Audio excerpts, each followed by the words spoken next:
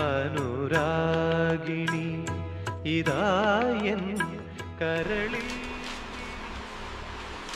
എത്രയായി ചേട്ടാ? 120 രൂപ മോനെ. അയ്യോ, കട തുറന്നതേ ഉള്ളൂ മോനെ, ചില്ലറ ഇല്ലല്ലോ.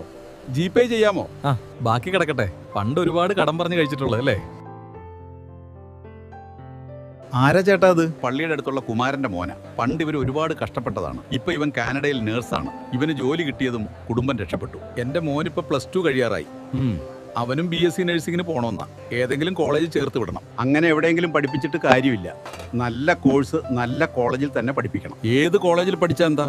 ആ കോഴ്സ് പഠിച്ച പോരെ. ഈ ജംഗ്ഷനിൽ വേറെയും കടയില്ലേ? ഇവിടുന്ന് തന്നെ ചായ എന്നും കുടിക്കുന്നത് എന്തിനാ?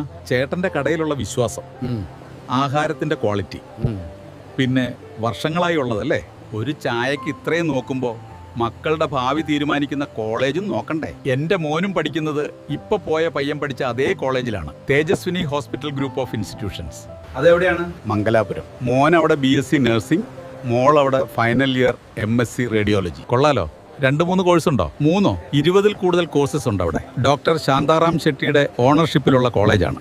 1ഉം 2ഉം അല്ല, 19 വർഷത്തെ പാരമ്പര്യമുള്ള കോളേജാണ്. അപ്പോൾ പഠിച്ചു കഴിഞ്ഞ് ഏതെങ്കിലും ഹോസ്പിറ്റലിൽ വർക്ക് ചെയ്ത് എക്സ്പീരിയൻസ് ആയാൽ നല്ല ജോലി കിട്ടും അല്ലേ? അതിനും പുറത്ത് പോണ്ടെന്നേ. മംഗലാപുരത്തെ നമ്പർ 1 ഹോസ്പിറ്റൽ ഇവരുടെ തന്നെയാണ്. അതുകൊണ്ട് പിള്ളേർക്ക് റിയൽ പേഷ്യൻസിനെ ട്രീറ്റ് ചെയ്യുന്ന കണ്ടു തന്നെ പഠിക്കാം. പഠിച്ചിറങ്ങിയാൽ ഉടനെ ജോലി കിട്ടാൻ അത് മതി. ബാക്കി വെച്ചോ ചേട്ടാ? അത് വേണ്ട. ആദ്യം മോൻ തേജസ്വിനിയിൽ പഠിച്ച് ജോലി വാങ്ങി വരട്ടെ, എന്നിട്ട് മതി.